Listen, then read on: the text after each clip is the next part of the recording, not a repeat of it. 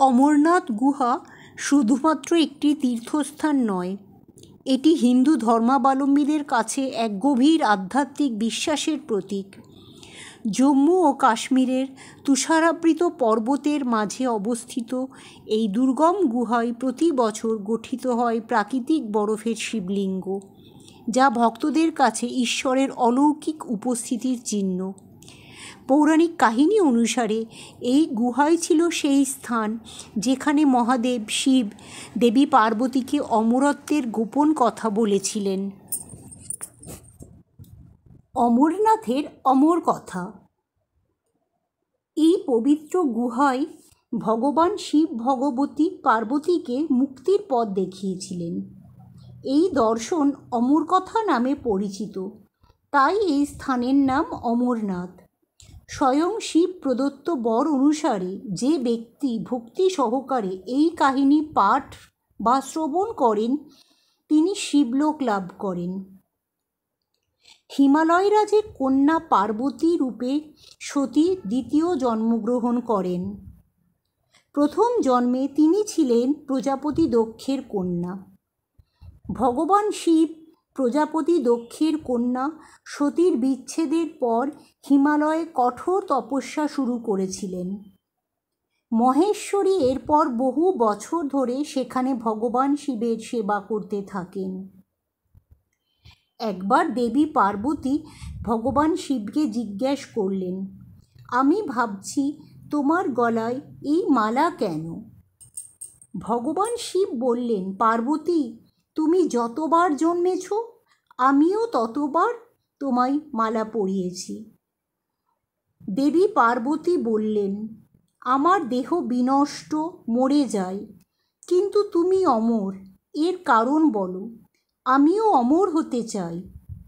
ভগবান শঙ্কর বললেন, এ সবই অমর কথার কারণে। এই কথা শুনে পার্বতী শিবকে কাহিনী শোনাতে অনুরোধ করলেন। বহু বছর ধরে শিব এটিকে এড়াতে চেষ্টা করতে থাকেন, কিন্তু পার্বতীর অবিরাম জেদের কারণে তিনি অমর কাহিনী বর্ণনা করতে বাধ্য হন। অমর কথা বর্ণনা করার সময় অন্য কোনো প্রাণীর এই কাহিনীটি শোনা উচিত নয়, তাই নির্জন ও জনমানবহীন স্থানের সন্ধান করতে করতে শিব পার্বতী সহ অমরনাথের এই পর্বতমালায় পৌঁছে যান। এই অমর কথা বর্ণনা করার আগে ভগবান শিব নিশ্চিত করতে চেয়েছিলেন যে গল্পটি সুচারুভাবে সম্পন্ন করা যায়, এতে কোনো বাধা না থাকে এবং পার্বতী ছাড়া অন্য কোনো প্রাণী তা শুনতে না পারে। একটি উপযুক্ত ও জনবসতিহীন স্থানের সন্ধানে তিনি প্রথমে পেহেলগাম পৌঁছান, যেখানে তিনি তার ষাঁড় নন্দীকে ত্যাগ করেন। প্রকৃতপক্ষে এই স্থানের প্রাচীন নাম ছিল বেইল গাঁও। বেইল অর্থাৎ ষাঁড়। শিব যেহেতু তার ষাঁড়কে এখানে ত্যাগ করেছিলেন, তার থেকেই এটির নাম বেইল গাঁও, যা পরবর্তীতে আঞ্চলিক ভাষায় উচ্চারণের কারণে অপভ্রংশ বা অবনতি হয়ে পেহেলগামে পরিণত হয়। এরপর চন্দনবাড়িতে ভগবান শিব চাঁদকে তার জটা থেকে মুক্ত করেন। এরপর শেষনাগ নামক স্থানে পৌঁছে তিনি শেষনাগ হ্রদে তার গলা থেকে সাপের মালাও খুলে ফেললেন, অর্থাৎ শেষনাগ হ্রদে তিনি তার সাপটিকে খুলে ফেলে দেন। এরপর তিনি তার প্রিয় পুত্র শ্রী গণেশকে মহাগুণ পর্বতে রেখে যাওয়ার সিদ্ধান্ত নেন। এই জায়গা আজও গণেশ পৈ বা মহাগুণাস পৈ নামে প্রসিদ্ধ হয়ে আছে। একে গণেশ টপও বলা হয়। পঞ্চতরণীতে পৌঁছানোর পর শিব বিসর্জন দিয়েছিলেন পঞ্চভূত, অর্থাৎ ক্ষিতি, অপ, তেজ, মরুত ও বোমকে। এরপর শিব পার্বতী হিমালয় পর্বতমালায় তাণ্ডব নৃত্য শুরু করেন। তাণ্ডব নৃত্যকে আসলে সৃষ্টির ত্যাগের প্রতীক মনে করা হতো। সব কিছু ত্যাগ করে অবশেষে ভগবান শিব পার্বতীর সাথে অমরনাথের গুহায় প্রবেশ করলেন এবং একটি হরিণের ছাল বিছিয়ে পার্বতীকে অমরত্বের রহস্য বর্ণনা করতে ধ্যানে বসলেন। কিন্তু পার্বতীকে অমরত্বের রহস্য বর্ণনার আগে তিনি কালাগ্নি নামে রুদ্রকে প্রকাশ করলেন এবং আদেশ দিলেন, সর্বত্র প্রচণ্ড আগুন দেখাও। কালাগ্নিও তাই করেছিলেন। এবার সন্তুষ্ট হয়ে শিব ভগবতী পার্বতীকে অমর কথা বর্ণনা করতে শুরু করেছিলেন অমরনাথ গুহায়। দেবী পার্বতী ভগবান সদাশিবকে বলেন, প্রভু, অমরেশ মহাদেবের কাহিনী শুনতে চাই। আমি জানতে চাই যে মহাদেব কেন এবং কিভাবে গুহায় অবস্থান করে অমরেশ নামে পরিচিত হলেন। সদাশিব ভোলেনাথ বললেন, দেবী, ব্রহ্মা, প্রকৃতি, স্থাবর, পর্বত, বন, মানব জগৎ আদিকালে জন্মেছিল।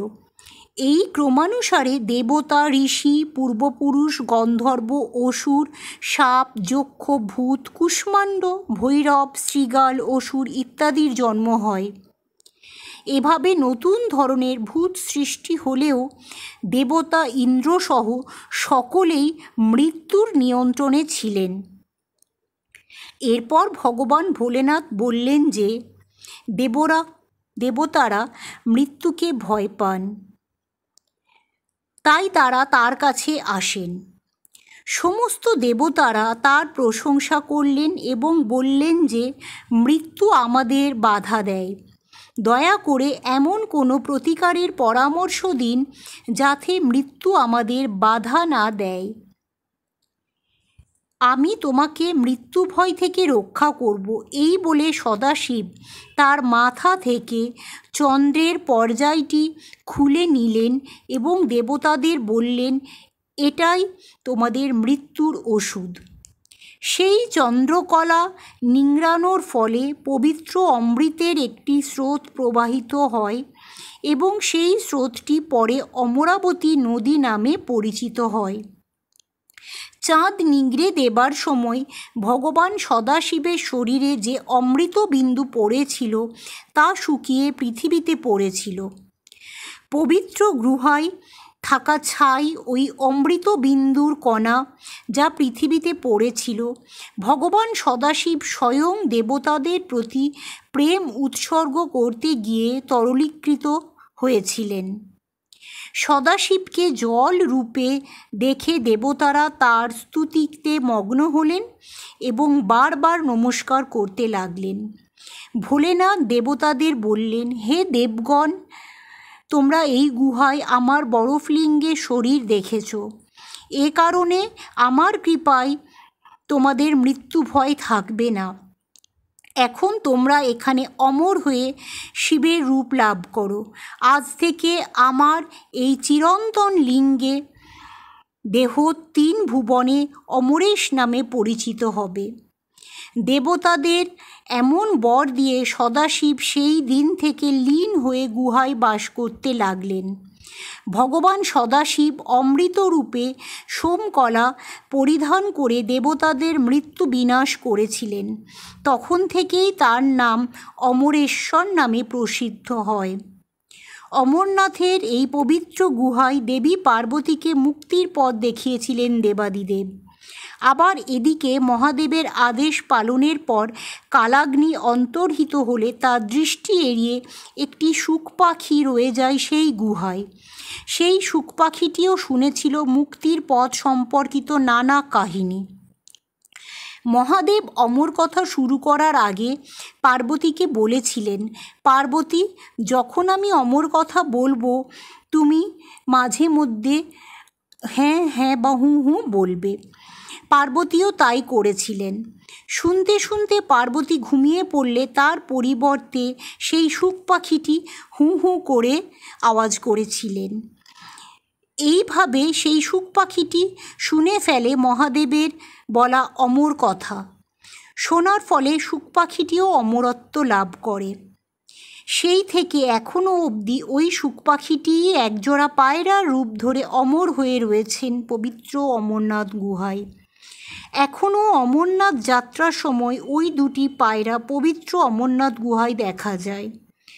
আশ্চর্যের বিষয় যে যেখানে অক্সিজেনের পরিমাণ নগণ্য এবং যেখানে দূর দূরান্তে খাওয়া দাওয়ার কোনো মাধ্যম নেই, সেখানে এই পায়রারা বাস করে। এখানে জোড়া পায়রা দেখা শিব ও পার্বতীর দর্শন বলেই মনে করা হয়। অমরনাথে কবে থেকে তীর্থযাত্রা শুরু হয় তা জানা যায় না। একটি তথ্যসূত্র থেকে ধারণা করা হয় কিংবদন্তি রাজা আরজ রাজা খ্রিস্টপূর্ব 300 সাল থেকে বরফ নির্মিত শিবলিঙ্গে পুজো দিতেন। ধারণা করা হয় রানী সূর্যমতী 11 শতকে অমরনাথের এই ত্রিশূল, বাণলিঙ্গ ও অন্যান্য পবিত্র জিনিস উপহার দেন। এছাড়াও পুরাতন বিভিন্ন বই থেকে আরও বেশ কিছু ভিন্ন ভিন্ন তথ্য পাওয়া যায়। প্রচলিত আছে কাশ্মীর একসময় জলে প্লাবিত হয়ে যায় এবং কশ্যপ মুনি সে জল নদীর মাধ্যমে বের করে দেন। এরপর ভৃগু মুনি অমরনাথ বা শিবের দেখা পান। অমরনাথের আরেকটি বিশেষত্ব হল এটি 51টি শক্তিপীঠের মধ্যে অন্যতম একটি। এটির নাম মহামায়া সতীপীঠ, যেখানে দেবী সতীর কণ্ঠ পতিত হয়েছিল। অমরনাথ গুহা সমুদ্রপৃষ্ঠ থেকে 12,756 ফুট উচ্চতায় অবস্থিত একটি পবিত্র তীর্থস্থান। প্রতি বছর এখানে প্রাকৃতিকভাবে বরফের শিবলিঙ্গ গঠিত হয়। অমরনাথ তীর্থক্ষেত্রটি হিন্দুদের জন্য খুব গুরুত্বপূর্ণ এবং অন্যতম পবিত্র স্থান বলে বিবেচিত হয়। গুহাটি পাহাড় ঘেরা, আর এই পাহাড়গুলো সাদা তুষারে আবৃত থাকে বছরের অনেক মাস ধরে। এমনকি এই গুহার প্রবেশপথও বরফ ঢাকা থাকে। গ্রীষ্মকালে খুব স্বল্প সময়ের জন্য এই দ্বার প্রবেশের উপযোগী হয়। তখন লক্ষ লক্ষ তীর্থযাত্রী অমরনাথের উদ্দেশ্যে যাত্রা শুরু করেন। অমরনাথের গুহাতে চুঁইয়ে পড়া জল জমে শিবলিঙ্গের আকার ধারণ করে। জুন জুলাই মাসে শ্রাবণী পূর্ণিমা থেকে শুরু হয় অমরনাথ যাত্রা, শেষ হয় জুলাই অগস্ট মাসে পূর্ণিমায়, অর্থাৎ ঝুলন পূর্ণিমার সময় ছড়ি মিছিলে। জাতি ধর্ম নির্বিশেষে লক্ষ লক্ষ মানুষ এই অমরনাথ যাত্রায় যোগদান করেন। অনন্তনাগের পহেলগাম এবং গান্দেরওয়ালের বালতাল এই দুই রুটের পথ ধরেই 3,380 মিটার উচ্চতার অমরনাথ গুহায় পৌঁছানো যায়।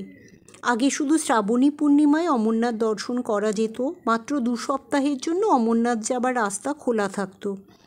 ইদানিং সেই অমরনাথ দর্শন পর্বটি প্রায় 1.5 মাসের দীর্ঘায়িত হয়েছে ও অনুষ্ঠিত হয়ে চলেছে। সেই জন্য ব্যাপক ব্যবস্থা গ্রহণ করা হয়।